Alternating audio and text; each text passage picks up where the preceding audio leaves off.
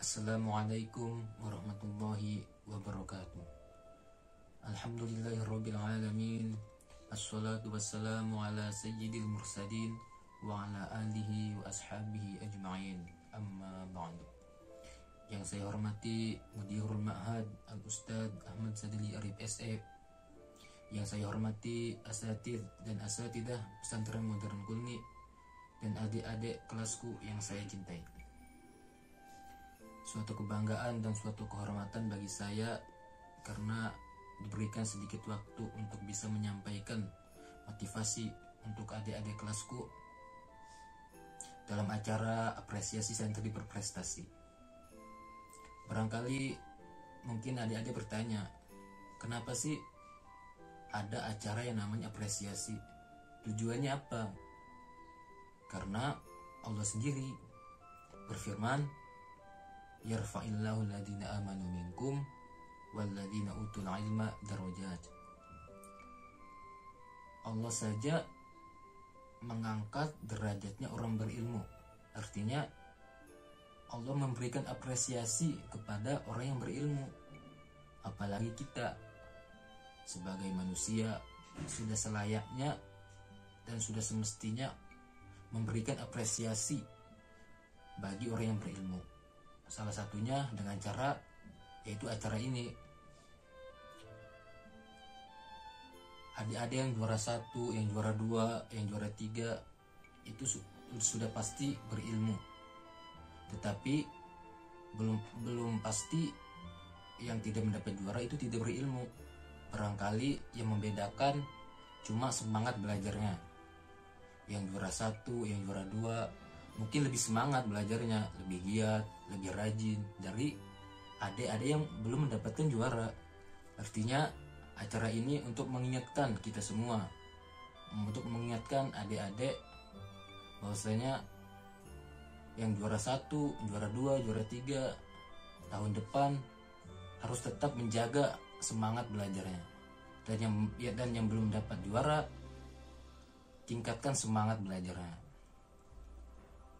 Alhamdulillah, dalam kesempatan ini saya diberi waktu untuk memberikan sedikit motivasi buat adik-adik kelasku. Kenapa sih kita itu butuh yang namanya motivasi? Karena ketika kita sedang menapaki jalan ilmu, ketika kita sedang belajar, itu sering ada yang namanya cobaan, sering ada yang namanya rasa malas. Maka kita butuh yang namanya motivasi. Untuk apa? Untuk mengingatkan kita akan tujuan awal kita, agar kita tetap berada di jalan yang kita inginkan, yang kita niatkan. Maka pentinglah yang namanya motivasi. Kalau di Mesir itu ada nama istilahnya itu tasjih. Apa itu tasjih? Tasjih itu memberi motivasi atau semangat. Jadi dosen-dosen kami yang di sini, yang di Al-Azhar, masyayikh, itu sering yang namanya memberikan motivasi kepada kita semua. Kenapa? Karena dosen-dosen itu tahu bahwa kita ini yang di sini ada yang tinggalnya jauh, ada yang dekat, ada yang butuh waktu sampai 1 jam untuk bisa sampai ke Al-Azhar. Barangkali yang rumahnya jauh, itu ketika di rumah dia masih mempunyai namanya semangat. Tapi ketika dia udah sampai di sini, udah sampai di Al-Azhar, mungkin semangat itu hilang. Artinya ada rasa malas karena capek atau karena perjalanan yang jauh. Maka dosen-dosen di sini sering yang namanya memberikan motivasi, baik itu sebelum kajian atau sudah kajian. Bagaimana cara beliau memberikan motivasi kepada kita? Salah satunya yaitu dengan menceritakan kisah-kisah ulama terdahulu, menceritakan bagaimana kerja keras, usaha ulama-ulama terdahulu. Dengan kita mendengarkan cerita ulama terdahulu, kita akan merasakan, akan terbawa bagaimana semangat ulama terdahulu. Ada salah satu cerita yang masyhur di kalangan para penuntut ilmu, yaitu kisahnya Imam Nawawi. Mungkin nama Imam Nawawi sudah tidak sudah masyhur bagi kita semua, apalagi bagi penuntut ilmu baik yang di Mesir atau yang di luar Mesir. Apa buktinya? Salah satunya yaitu kitab-kitab beliau, karangan beliau. Sampai saat ini kitab-kitab beliau masih dipelajari, masih dihafal oleh para penuntut ilmu. Ini membuktikan bahwasanya Imam Nawawi itu orang yang hebat, ulama yang luar biasa. Sampai-sampai murid beliau yaitu Al-Imam Az-Zahabi menceritakan bagaimana kisah perjuangan Imam Nawawi dalam belajar. Imam Zahabi menulis kitab namanya Siyar A'lamin Nubala.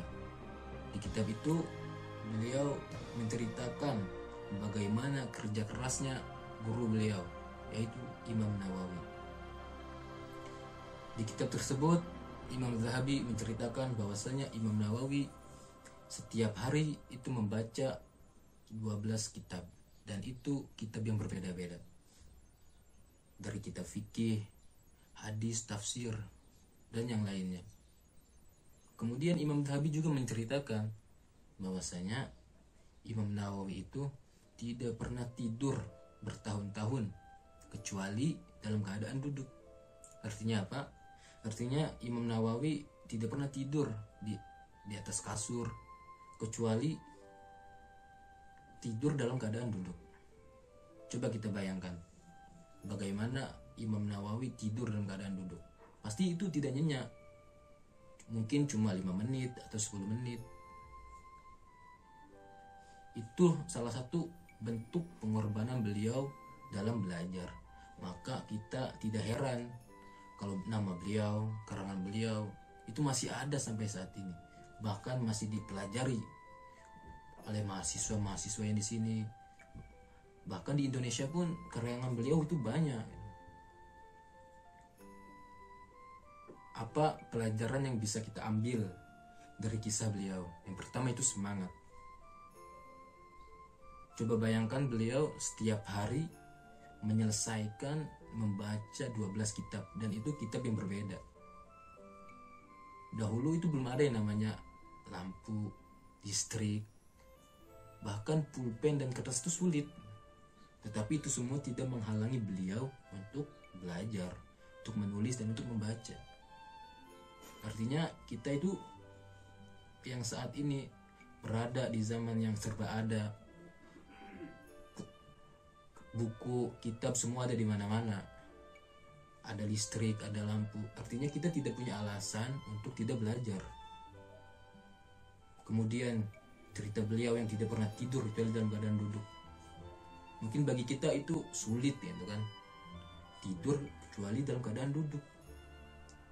Makanya ada yang mengatakan bahwasanya tidurnya orang yang berilmu itu lebih baik daripada sholatnya orang yang tidak berilmu.